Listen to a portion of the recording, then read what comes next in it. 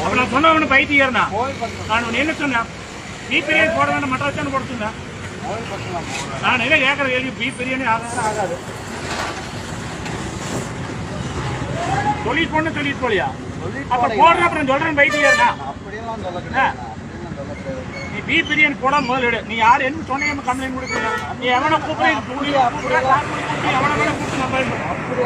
நீ முதல்ல நான் சொல்றேன் கேளு இப்படி தோசை உனக்கு யாரும் கடை போட வேணும் சொன்னானே இப்படி கடை போட வேணும் சொன்னா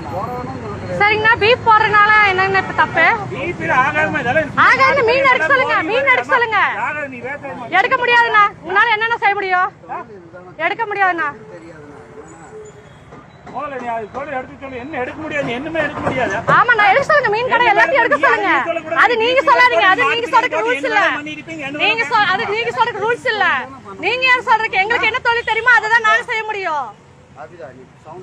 நீ பேசாம இரு என்ன பேசாம இரு வட்டு யார் வராங்களோ வரட்டு விடு நீ யாரை கூப்பிடு நம்ம கூப்பிடணும் அவசியமே இல்லையே யாரை கூப்பிடணும் சொன்ன எல்லா கடையும் எடுக்க சொல்லணும் என்ன சொன்ன வேற எந்த கடை வேணாலும் பீஃப் பிரியாணி போடக்கூடாதுன்னு சொல்லிடுச்சு மாட்டு பிரியாணி ஆகாதுன்னு சொல்லிட்டு அப்புறம் நீ மறுபடியும் யாரும் வற்புறுத்து கிடையாது என்ன கையை பிடிச்சி இழுத்தா சாப்பிடுங்க நீ பேசாம இரு நீ கூப்பிடு வாங்க இப்ப வாங்க கடை போட்டுக்கிற அப்புறம் ஒவ்வொரு அதே போட்டு மாட்டுக்கறி போடுறோம் கடை போடுறோம் அப்புறம் ஒவ்வொரு வருஷம் மீன் கடை போட்டதெல்லாம் தப்பு இல்லையாமா பீஃப் கடை போடுறதுதான் தப்பாமா